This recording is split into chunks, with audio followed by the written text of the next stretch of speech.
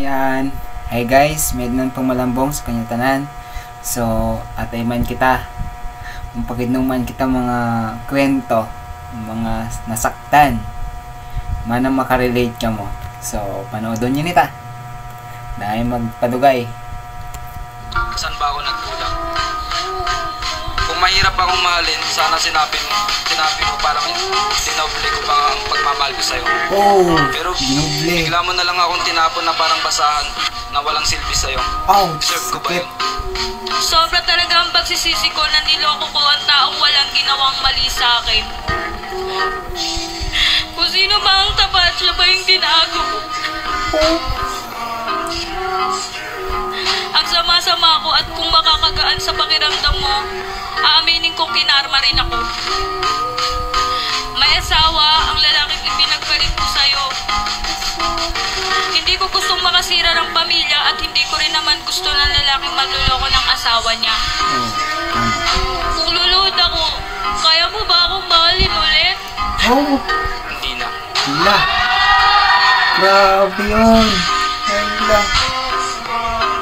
Yan na nga sabi ko eh. Grabe. So, ayan. Nati lalaki magkasaktan. Nasobray siya magkasaktan. Nasobray siya pagod sa kanyang relasyon. Hindi yun na masaya sa kanyo. Hindi yun na masaya sa kanyang relasyon. Sa kanyang relasyon. Kasi lagi siya na mo makasaktan eh. Kaya once na magkasaktan ti lalaki, una-unukan mo buhaton suyo, unukan buhaton mga paraan para maging okay. Wala na. Kundi yun yung may magbuhat ti mga babae. Kaya hanggat mahal ka o lalaki, hanggat mahalaga ka o sa lalaki, mag-iparanas, iparamdam niya sa kanmo na mahal ka niya.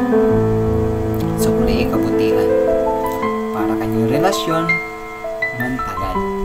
Kaya, yun lang, payo lang niko.